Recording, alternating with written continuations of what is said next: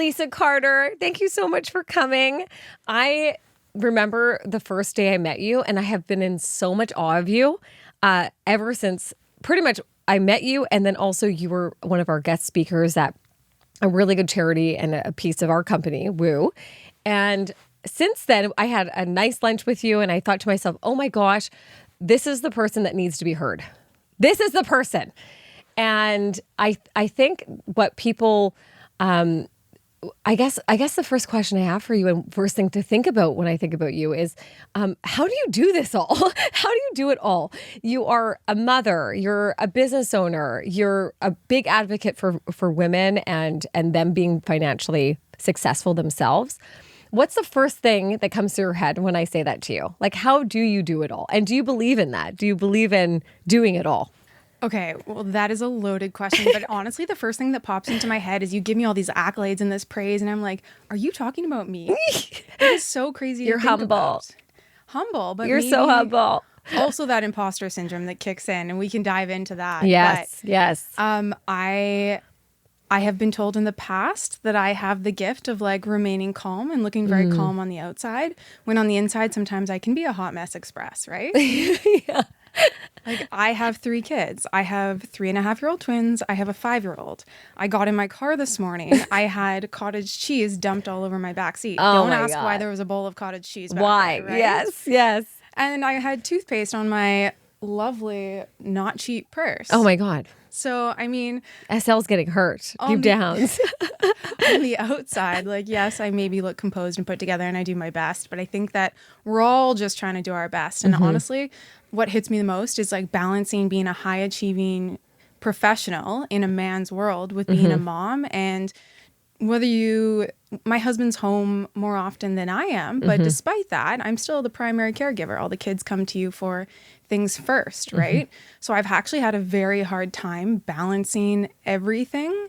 And I'm honestly in the midst of like rewriting it all and trying to figure out how to, I guess, put systems in place for me professionally and personally that sort of make this a little bit easier. And I've been listening to a pile of podcasts and YouTube videos on this, but I think that, yes, I have a demanding career and I can point the blame other places. But at the end of the day, I think like a huge help to the balance is just going to be rewriting my systems and focusing my energy on what provides me the energy and sort of either delegating or offloading the items that don't, right?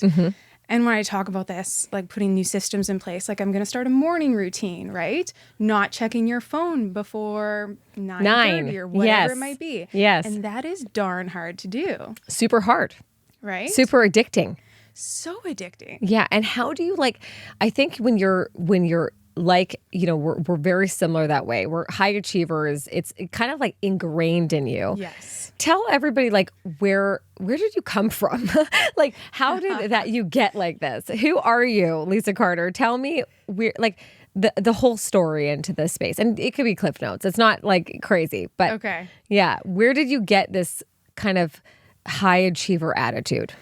Good question, because back in high school, I was a solid C student. Yes. I enjoyed going to the parties. I'm from Winnipeg. We had great bush parties back in high school. Like, what do you do in the bush parties? Just drinking, right? Maybe. I mean, the prairies, there's not much to do, right? Yes. So it is true. It's funny because I've done a massive 180 and it's like, where did this come from? And even through university, I was a ski bum. I spent more time doing that than actually studying, made a ton of friends and connections. And I think that that's carrying me through today. But at one point, so I used to sell investments to financial advisors. Right. They used to be my clients. And then eventually I took over one of our clients' book of business in 2019. And it's been a roller coaster. It was... took over this book of business with a business partner, a gentleman, and then got pregnant, not on purpose. Had my first... Happens. Yes, it does. Unplanned. Had my first baby, but I was scheduled to write my first big designation right around the time that I was due. So I called the CFP team and I was like, hey, I'm supposed to have a baby. Can you make an exception? Like, I may or may not be at this exam, but like, what can we do here? She's like, why don't you just postpone it? And I was like, no, I'm going to write this. And they're like, okay, Wow. well, we'll book you a private room in case you have to breastfeed. And if you're in the hospital, we'll make it work. So my baby was early. I ended up writing this exam like a week after that she was born. And thankfully she didn't have to come with me and I didn't have to breastfeed, but I definitely had a breast pump with me. So that was interesting. I think every working mom, every business mom has those episodes, and I'm one of them too, where Yeah. I'm like I remember like a client event or a client event, and I'm basically breastfeeding in the back of a room, or like a secondary thing is where we are franchising our company, and I had for a bunch of consultants coming in from a different location. Yep. And I remember I didn't want to have any FOMO. Everyone else was there. And I was like, I don't want to not be there. 100%. So I just got the baby to come in every 2 hours. And it was like a week after the baby was born. Yep. So like that is what I'm talking about. Where is that coming from? Is that coming from your parents, or where did you see it start coming and creating of that push out of being that super powerful person?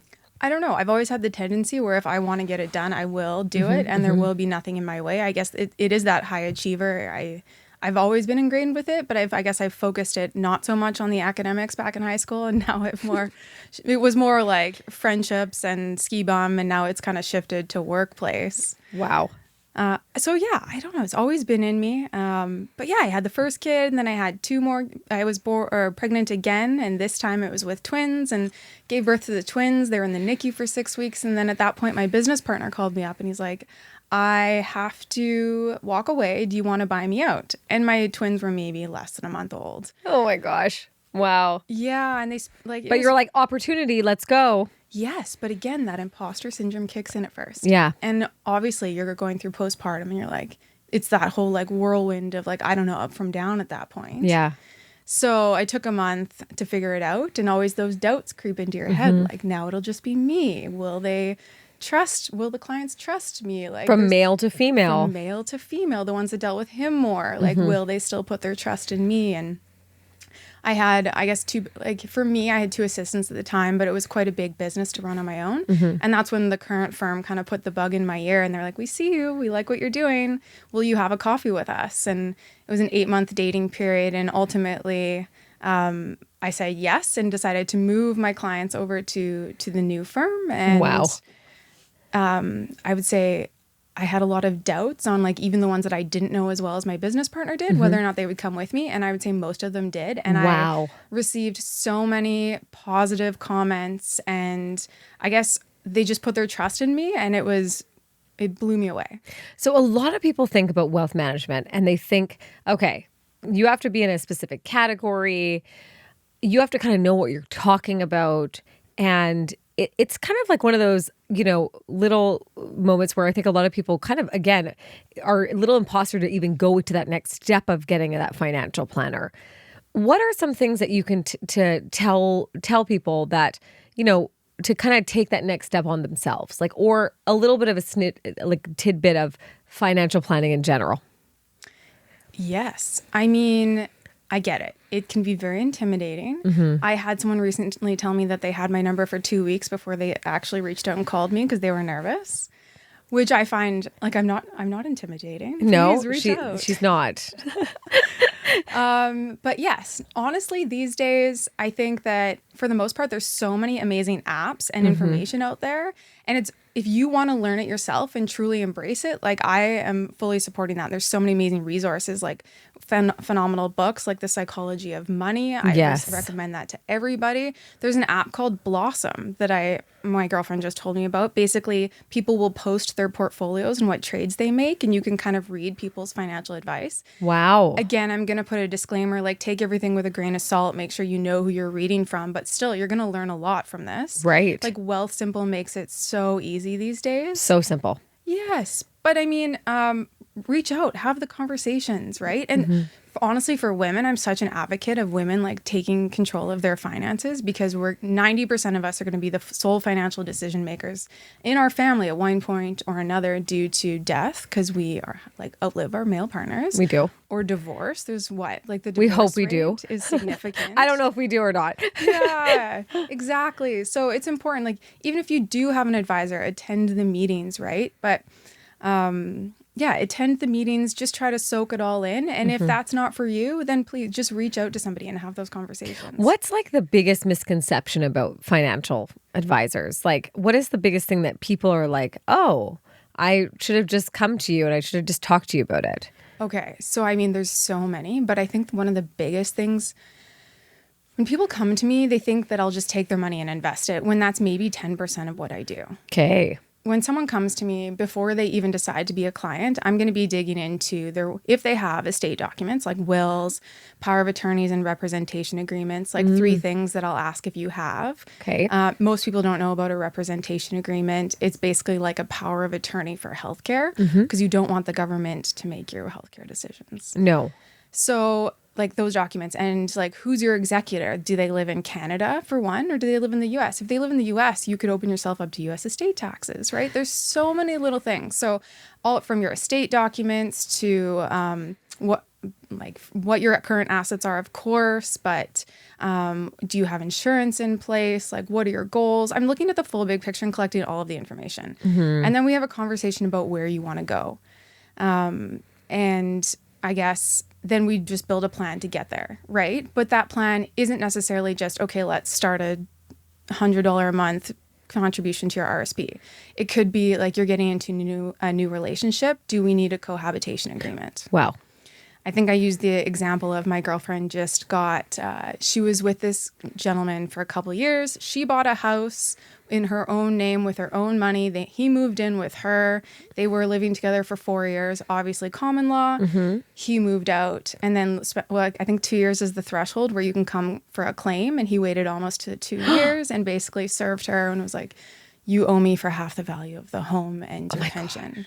Yeah, right? And very it was, hard. again, like a couple years of battling back and forth. So again, like co-hab agreement, but it's just, I say financial planning and putting the plan in place is 90% of what I do and the investments maybe 10%. Yeah, it's really just about making like, it's crazy. It's like plan. And it really does come with exactly that. It's like making a plan for your future and a plan for right now. And I think a lot of people are a bit concerned about taking that next step because they're maybe afraid of the plans. They don't even know what their plan is. How do you address that? Like if they feel like they're coming in and like, okay, easy if you have 2 kids or 4 kids or whatever you want to do, and you just are wanting to really make sure that they're taken care of and that the momentum is going to continue. But what if it's like a single individual, like that female you're mentioning, and they have no plan, they have no idea what to do? Yep. How do you like address that right away where you are making sure that they're safe and they're comfortable? Or I guess everyone's different. Yeah, absolutely. Everyone's different, Yes. but that's it. I'm going to look at what are their biggest risks right now, right? And how can you can't predict what's going to happen in the future. It's absolutely impossible.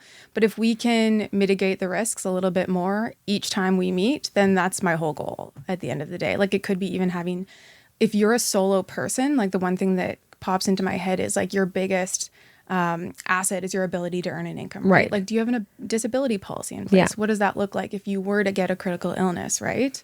Because then you're going to probably have to draw from your retirement savings. And with that, then it's setting you back and like you're going to be further away from your goals. So that just comes to mind. But again, it's so individual. It's so individual. And for yourself, I mean, yes, you have an incredible journey. I mean, when I was able to kind of dive into all the things that make you such a well-rounded person, you kind of having the ability to start taking those risks and saying yes to that person's book. Because you could have said no. Like, let me get this straight. At like a month in to you having a baby, you could have said no. What was it? And how did you kind of mentally take that risk? Like, where did what was it that made you take it? Taking the business? Taking the business. I have a tendency to not take the easy path, I think. And I know that if I have those butterflies in my stomach, that I'm in the right place. Yes. I think it's ingrained in me. I just can't live. I have to live outside of my comfort zone. And that's just what I've been born with, right? Someone says like, my girlfriends are like, oh, you moved to Vancouver. Like, I wish I could do that. And part of me is like, why not? Yeah, go for it. Jump in. So jumping in and every day just pushing those boundaries a little bit more. And I think a big piece of my success I really owe to the supportive women around me. Wow. Who understand, I guess, just one are like your hype women, right? And they like a lot of them are different professionals who with different business backgrounds, and just having them as your support system, like your sisterhood almost, right? I think without that, it's really hard to do it on your own. And like part of it's ingrained in me, part of it is just leaning into my fabulous network of women and support system. So like you mentioned your kind of network, your crew, Yes. your women crew. Tell me, like I think it's really challenging at our age or the age that you want to put it on, but in your 30s, 40s to make new friends. How have you been able to like jump over that hurdle? And what tips would you give people that want to start new relationships with new groups of friends? I think a lot of people hold on to their connection of their childhood friends, the people they feel comfortable with, the people they feel safe with. But how do you what would you give as maybe tips or tricks on moving in towards building a new relationship with women to women? I think it's challenging in general for some people. 100%. Yeah. You know what? I found that like I do a lot of networking. Yeah. And that has been phenomenal for, yes, my business, but also my personal life. Awesome. So I think through networking, and I go in with an open mind. I'm not there to necessarily find all the business. I'm there to make a couple women to like bring into my circle as, you know, whether trusted confidants, people that I can sort of bounce ideas off of. And, you know, like eventually does that help me grow my business? 100%. It could be the offshoot. It could be them introducing me to other people. But that's never my intention up front. And I think maybe that has something to do with it. And honestly, through networking, I've created multiple new friend groups and you kind of cast a web that way. So what could be perceived as a business event has actually been phenomenal for my social life and like just finding my group of badass women. I'm like, I love the badass woman energy because I am a true believer that, you know, you don't have to have many, but you have to have the ones that like really are rooting for you.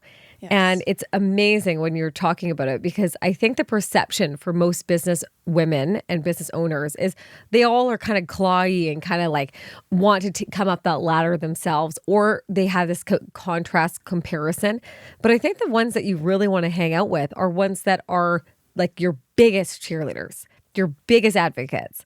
And how have you been able to, like, is it mostly about alignment with values, or is it where they are in their lives? What is the thing that you feel like you gravitate the most to?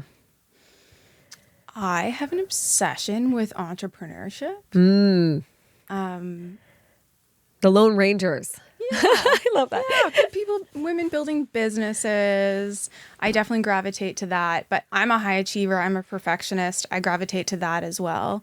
I mean, that comes with good and bad components. I know that. But I gravitate to that as well. But just, I guess, women that will be honest and give me valuable feedback. Like, I don't want yes people. Oh my gosh, that's so good. I you're right. It's like, why would I want you to not have a voice in this conversation? Because at that point, you want that substance, and having that substance it really enriches you as an individual, and you can grow a lot faster. Lisa, you mentioned imposter syndrome. Yes. My gosh, it is something that I think is at like the top of the field for both male and female. That is something that I think people are constantly overcoming. How have you, like, what does imposter syndrome look like to you? Yes, great question. I still am challenged with this, but being in wealth management, I'm in a male-dominated field. Yes. I'm surrounded by type A men who are very confident, usually very loud, which is great, but very technical. Like a lot of them, their minds are like Excel spreadsheets, and that is not me. And for the longest time, my business partner that I mentioned in the beginning, like he's very technical like that as well. So I was like, oh goodness, like to be successful in this industry, I have to be like that. He's getting the accolades, right? They're the ones standing at the front of the room and then they get the applause for it. And I'm the one at the back, just like soaking it all in, but I always get the job done, right? So like it took me a while, but I realized that my strengths are so different. It's empathy, it's relationships. And when I start leaning into that is when I see the most success. And it's always the constant battle of like, okay, I'm surrounded by all these gentlemen who are so technical. And you always find yourself like reverting back to that. And you got to remember to lean into your strengths. Oof, that is so true. Leaning in. And your strengths, like when you're talking about it being near that male dominated role, how have you been able to like, I think imposter syndrome is one thing, but also standing your ground. What is it that's making you, how have you done that? How have you stood your ground in those settings? It is tough. Boundaries really is what we're talking about, right? And it's something, again, that you have to work on every single day. And I'm doing better and better. But the more, like if you set boundaries, you're looked at as the BITCH or whatever it might be. CUNT. Right? I'm just joking. Are we allowed Can to I say that? I don't know. We just Whatever. right? But then you really just got to remember I am who I am. I am where I am because of who I am. And you just have to lean into that. But it's a constant battle. Yeah, like it's like you're constantly thinking about it. And I mean, what piece of advice would you give that person that wants to get into your industry, that is a female, that knows they're walking into this male dominated industry? You know, it's probably one of the, like, I would say the top 10% male dominated industries, and still is, where a lot of them have swerved to be able to be in both settings. What piece of advice would you want to listen to that girl right now? Oh my gosh, please do it. Do it. Just do it. That's it. Find a mentor. Oh. Come talk to me. I know a lot of wonderful women in the industry, but I think everyone needs a mentor and a coach. Like find one of each of those, but just do it. This is the best industry for a working mom. And yes, I mentioned I have struggles with like balancing it all and sort of that mom guilt. And I think that's quite normal. But at the same time, I can block it off in my calendar and I can be at that gymnastics performance and I can be at that.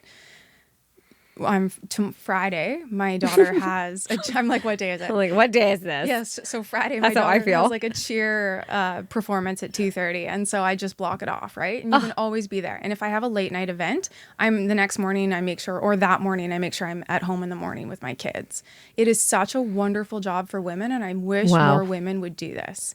And then the earning potential is unbelievable, right? Yeah, unbelievable. Do you feel like, I think when that's such a true statement, it's like, just do it, get into it. Have you ever felt underestimated in those settings? Like you talk about being up there, seeing those accolades from the guys.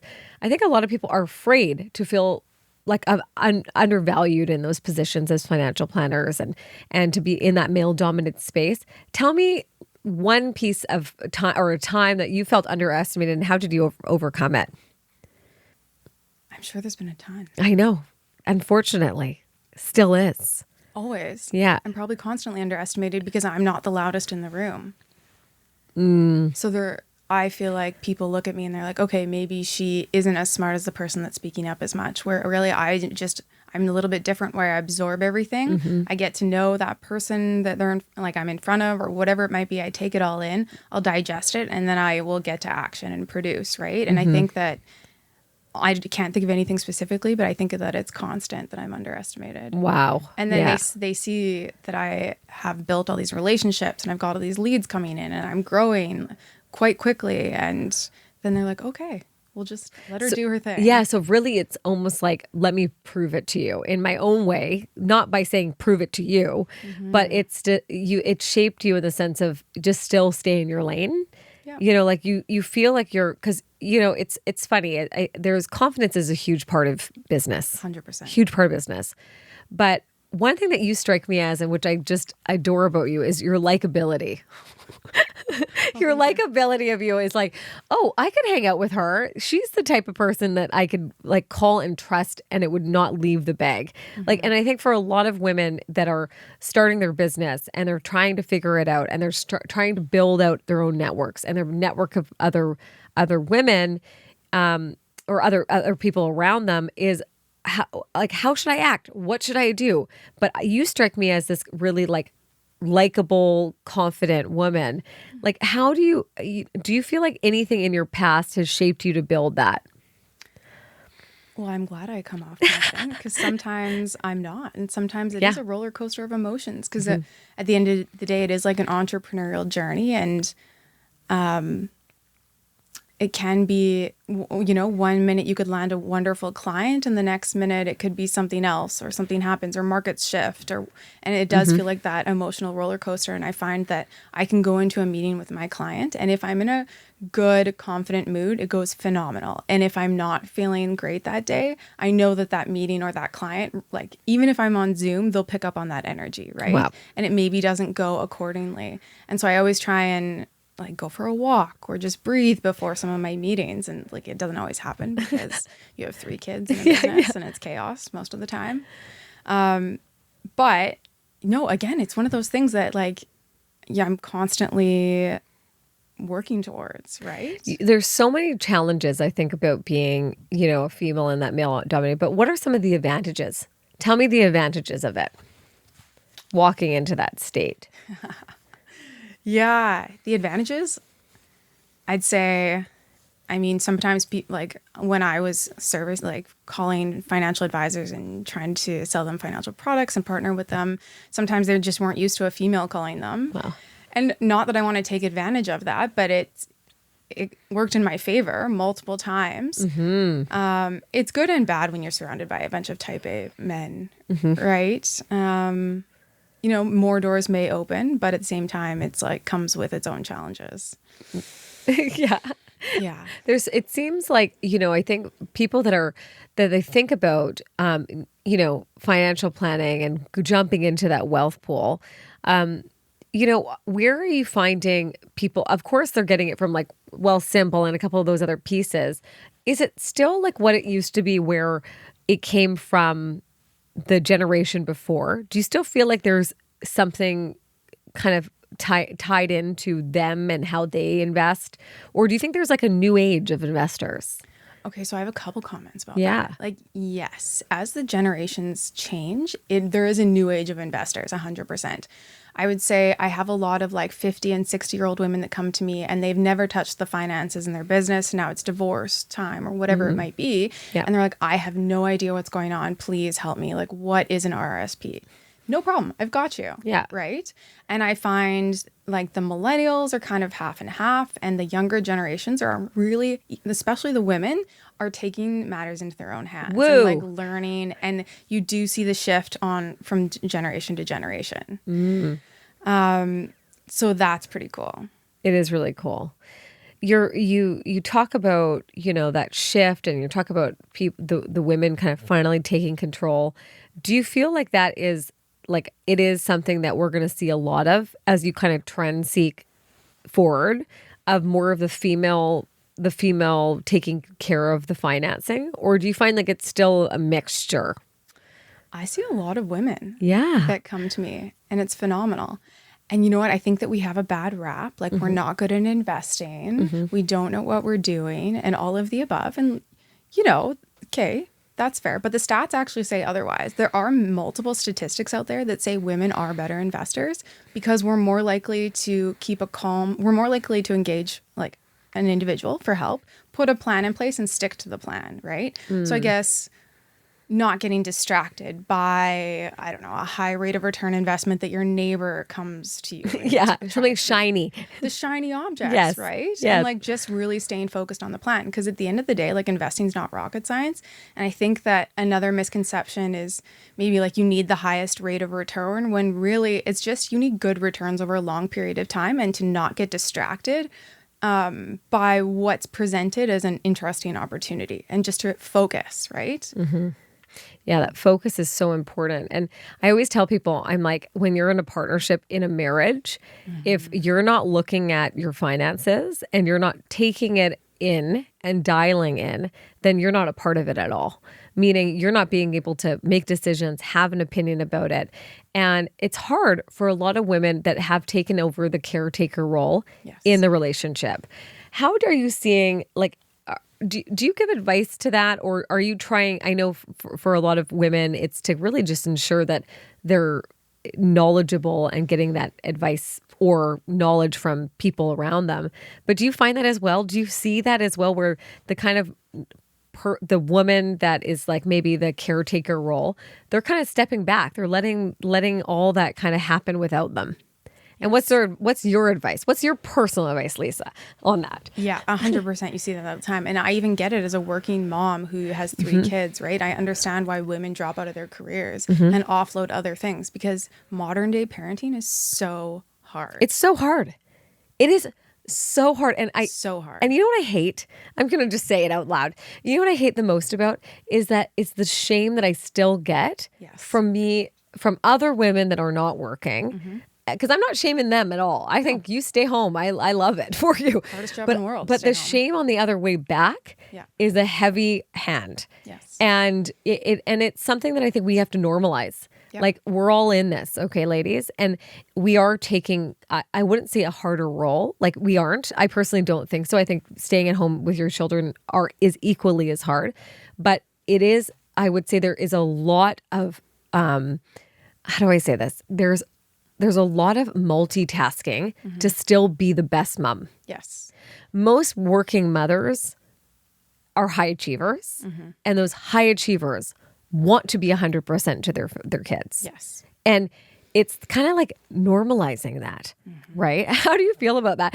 Do you think I'm just like, because do you feel like you get that same shame a little bit from the moms that are like, I don't know, oh, you're still working at the same time?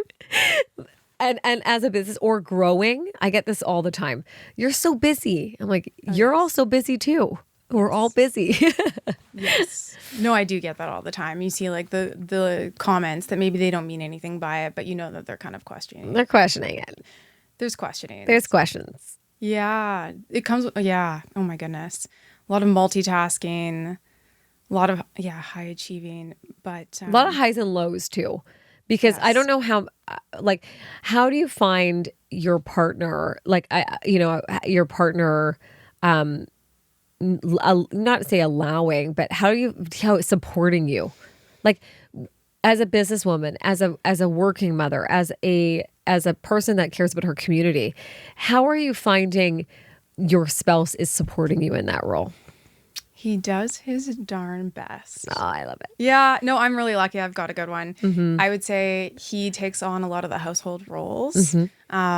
And he also has a little bit more time than your average working father. He's a firefighter. He only works 8 24-hour shifts a month, which is a lot. Yeah. But at the end of the day, he has a lot of time at home, so he takes on a lot more of those home duties. Yeah. But being the mom, you still get the calls from the school or whatever it might be. And you really have to set boundaries that way and continue setting those, or else you can get taken. I don't want to say taken advantage of, because they're your kids and you're the mom, and I get it. But they just encringe on, like, default back to mom's a default parent. Mom is like that stay-at-home role, right? And it's like, it's an interesting mix of it all, because I'm lucky to have a very good support system as well. Yeah. And there's this kind of like that mom guilt still is rising. Always. And I always tell people, I'm like, my biggest piece of advice for any woman that's getting into business is you have to be able to commit to what you know that you're going to be like 100% present for. Like, there is compromises that have to happen. So for me, I've learned to just do the things I like and do and want to do that I think will fill my cup with my children's cup, with my husband's cup. And then the other things, really be able to have clear communication with my spouse on the expectation for myself. Because what happens is, I wish I could be that mom to make food every single night. Oh, goodness. Oh my God. And the cute goodie bags. Oh my God, the goodie bags. Yeah. I'm a dollar store goodie bag. No, I'm a like, I'll get you a book. Like, I'll get the kids a book or something. And at the end of the day, in my mind, I don't remember any of my childhood birthday parties. No. So it's like a very low brow thing for me. Yeah. But I do remember my mom reading to me every night. And I do remember me being there at the sports games and at the gymnastics and all that kind of stuff where they're cheering me on. So being present. Do you feel like you prioritize that well? And how do you do that? 100% hard. right? Okay, so this is a constant work in progress because you could be at one of your sports games or out with your kids for a run. You look at your phone, you see you have a notification, Blowing up. You open up your email inbox and something happens, and you're instantly pressed with that anxiety, or you're in a bad mood and you're taking it out on your kids and your spouse, right? I've been there, I've done that, so I try so hard now, like leave the phone aside, don't check the notifications. When I'm with my kids, I'm with my kids.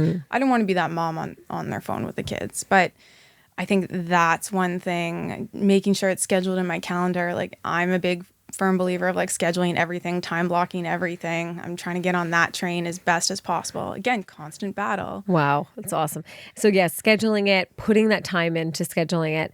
What is like, what is a day in the life of you look like, other than what you look like, but you as a mother, as a working mother, what are some of the wins that you see in a day?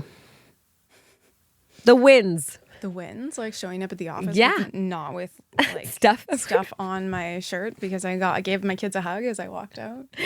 Yeah, right. I know. It's like, what's that? It's like a green goob thing, and I'm like, it was a Crayola stupid pencil. I hate it. Yeah.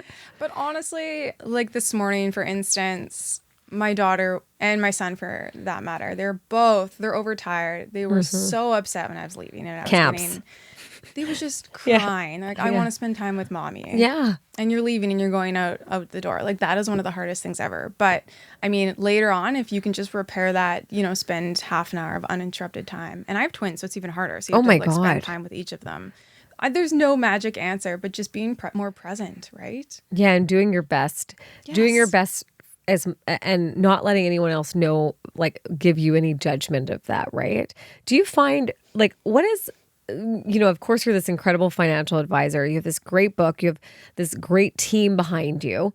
Tell me what some of the like your belief on money, like your belief on money and overall wealth growing. What's the belief of it?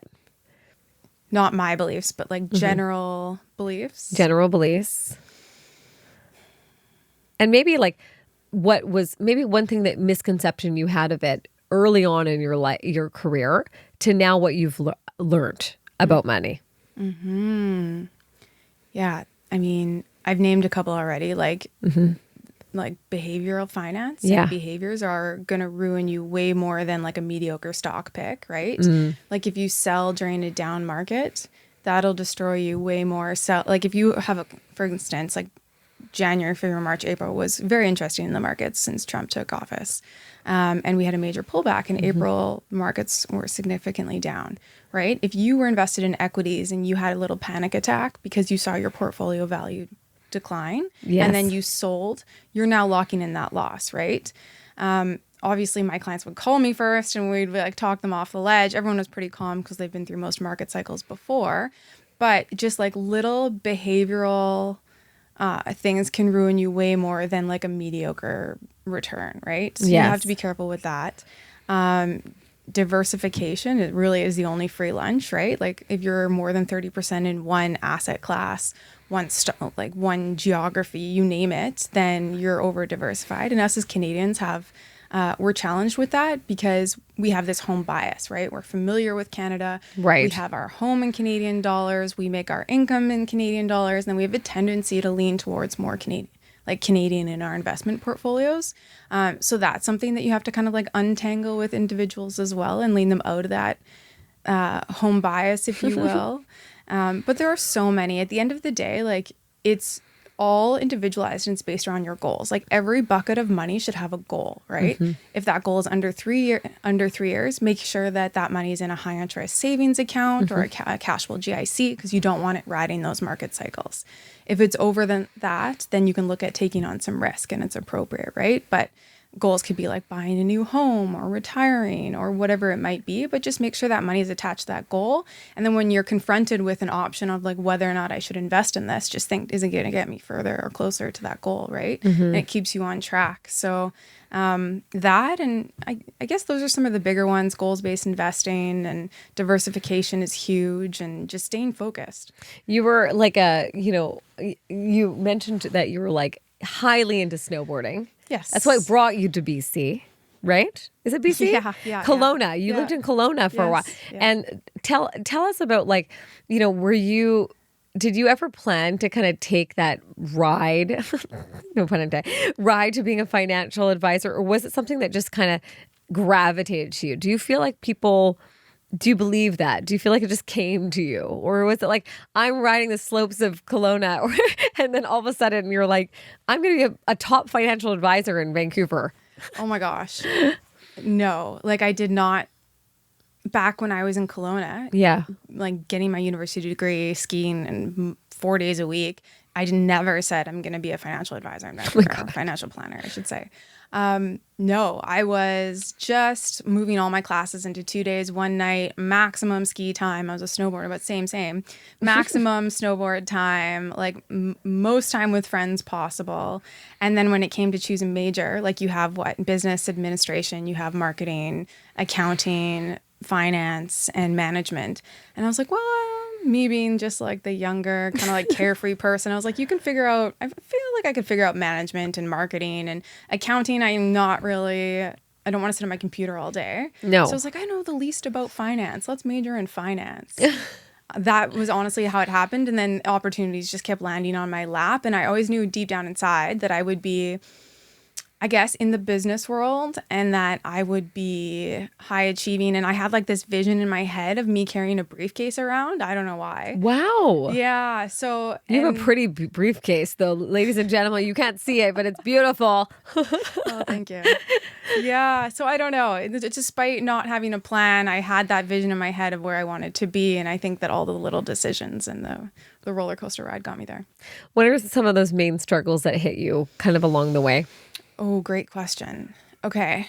So I think we've talked about a couple of them, like the imposter syndrome was a big one. Yes. But another big one that we don't talk about enough is choosing a business partner. Yes.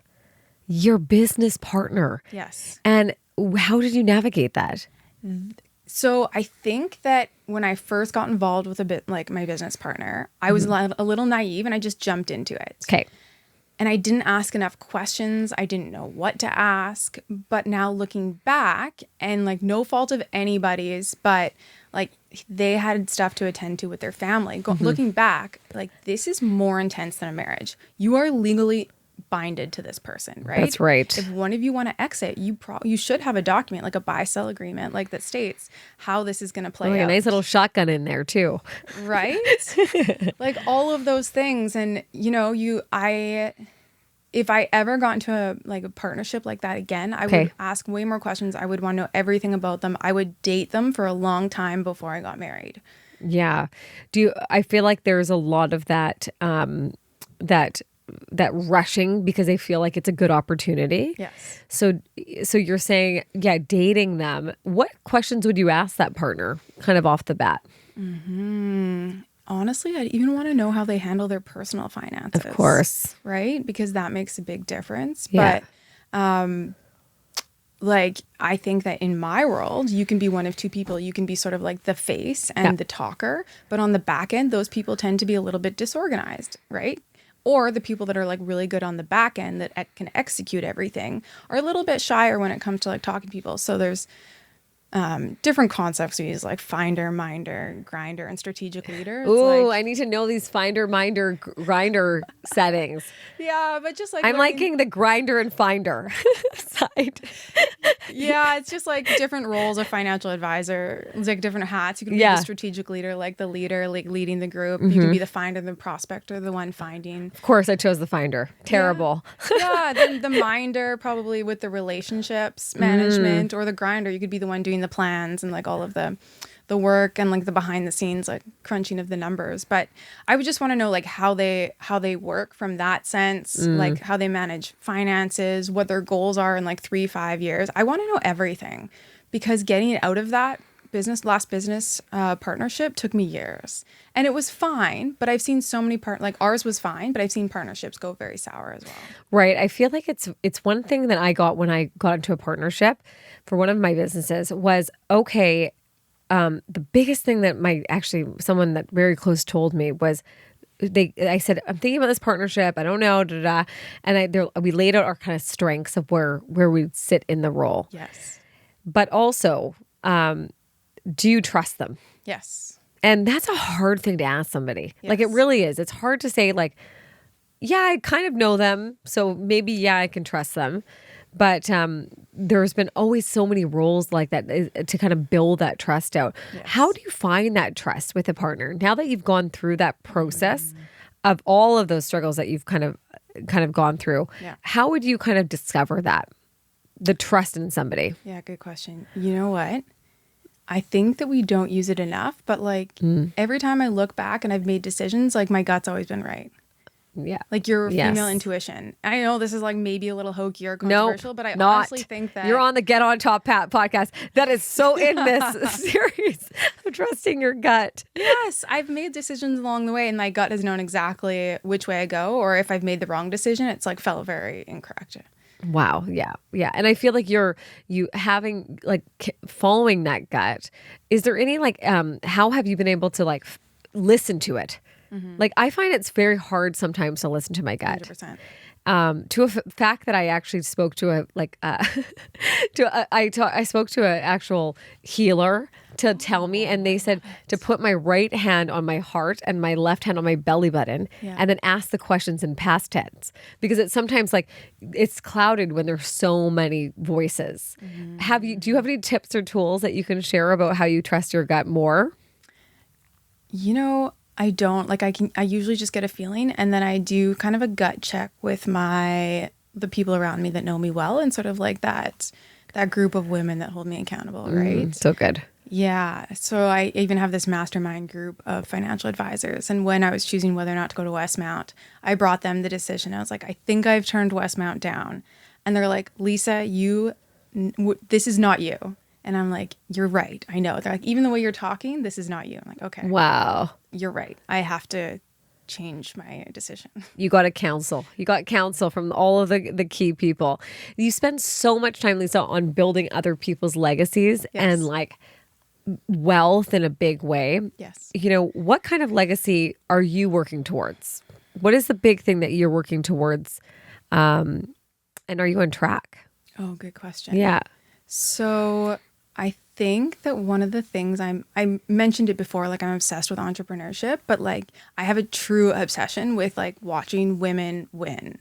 And I just want to see them succeed, and I want to be there to help them. And I mean, those are the little things along the way, and hopefully be able to do it on a bigger scale eventually. Like I have ideas in mind on what I want to do, but hopefully be able to help them like for funding their businesses. We don't ask for funding. We don't get the funding, where the men get all the funding if we want to start businesses. Like there's just so many instances like this. So if I can help any of these women succeed, like I am 100% there. Where have you seen that come to play? Like, give me one example. I think there's a lot of females out there that like just need that extra push right now. And they're feeling, maybe they just finished having a family, or maybe they just are starting to have a family and they want to start a business, and they want to start something in financial. It could be something in other realms. What's your biggest piece of advice to those females right now? I mean, you're going to wear a lot of hats. You're going to feel like overwhelmed. I would say it's going to feel like a roller coaster, right? You need a few people. You need a cheer squad. They're always going to tell you, like, give you that check. And they're also going to speak your name for you. I think what's more powerful than you like kind of pumping yourself up is them cheering, like them speaking your name for you. But my biggest piece of advice, like you can't do it all now. You just have to start small and like those baby steps in the right direction. And I have that big learn from my mistakes. I want to do it all now, and I want to get it done yesterday. And that's like one of my downfalls. And you, I am there with you, Lisa. I'm like, I didn't start that yet. Yeah. You know what's funny? This podcast, it has been on the dock. I think it's been like 3 years in the making. Yeah. And it just was like always on the back burner. And ladies, if you're listening to us, and men too, come on, let's go. There is a timing for it, for sure. But if you're going to do it, then do it well. Like that's what I can say to a lot of women and men.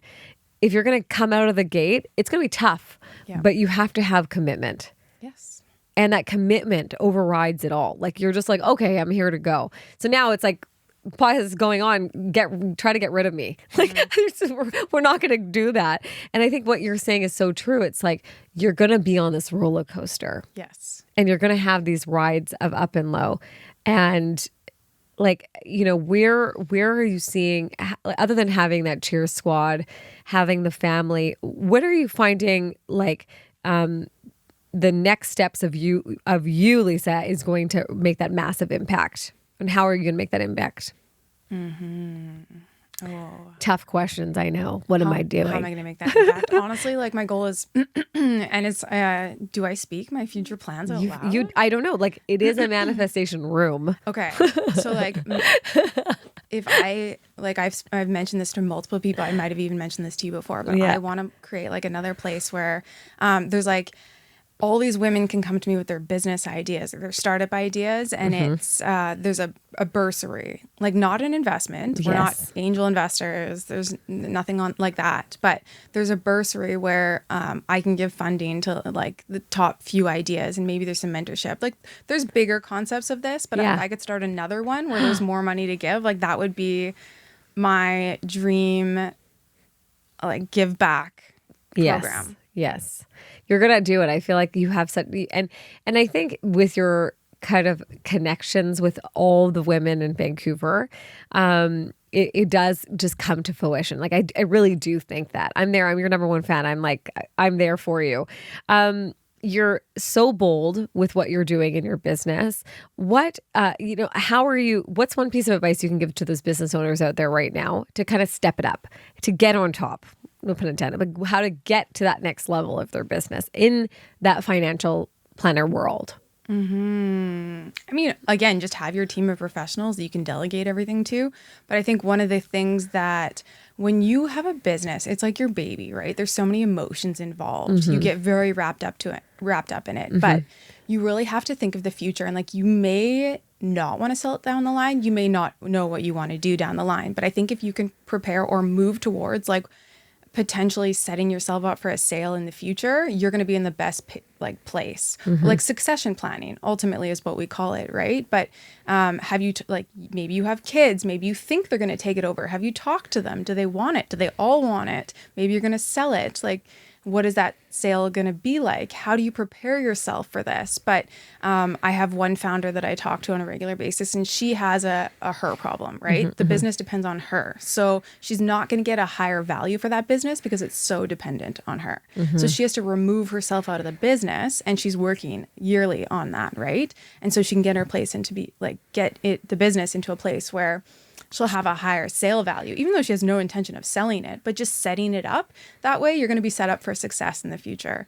And then also just engaging us, you can do really neat things like, again, it doesn't work for everyone, but essentially when you sell shares of a business, you have this thing that you could take advantage of called the lifetime capital gains exemption, right? So you have just over $1 million of like free, like you don't have to pay capital gains on this money essentially, right?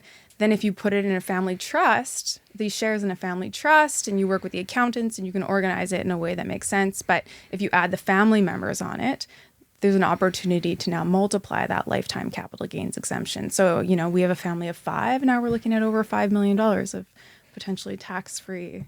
Oh my God, I love that. Sale. Yeah, building that for sure. And starting to kind of really navigate them through those kind of vessels to make sure that they're set up for super success. 100%. And they don't have to know it. They don't have to. That's why they hire us, the accountants, the lawyers. I call myself a quarterback on the regular basis. Oh my God, the quarterback. I do. I'm the quarterback. You come to me, I'll pull in the accountants, the lawyers, whoever we need to get the job done, right? Yeah, you're such a connector. And that connector comes from like within. You want to connect as many people as possible. You work with so many high net worth individuals. What have you learned over the time that has made them a success? Because of course, I think that you have to see it to do it yourself. Like that's a huge, I'm a huge believer that you can aspire only when you can see it. What have you noticed that you've taken in from some of your own clients? A lot of the wealth, like the ultra high net worth, a lot of that wealth is made from sales of businesses. Yes. Like you see that quite often. But then there's like the unsuspecting wealth. So I have this one lady and she comes into my office and you would never know that she's got a few $1,000,000. She brings her statements in a plastic bag. Oh my God. And she shows up in my office, right? The cutest woman you've ever met in your life, right? Amazing. Completely unsuspecting. So I think also like list little behaviors and getting those in place is going to make a massive impact down the line too, right? Just starting saving young, like time is your biggest asset. Start saving young, but just those small, like don't overspend, don't spend beyond your means, right? Just the littlest things will get you in set you up in a perfect position in the long run. And I think you gravitate, those people are so humbled as well. Yes. I work with incredible high net clients as well. And it's like, wow, they actually are so respectful and valuable, value your time in a big way, to a point where you're like, oh, this makes sense. And then those relationships are very strong as well. Like, wow. Yes. It's interesting conversations because they can, they just come with ideas and they get it, right? I find a lot of entrepreneurs are in the growth phase though are quite busy and quite hard to sort of like track down, like nail down. Yeah, exactly. We've got to put this in place. This could be trouble down the line. How did you get on top? Tell me, this podcast was really created because I was really interested in people getting on top on a regular basis and how they got on top, not only with their business, but personally and professionally.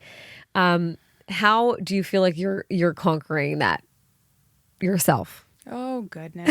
I still don't feel like I'm on top. Oh, I love you. You are crazy. Thank you. But honestly, just baby steps in the direction and you put in the hard work, right? There is no secret.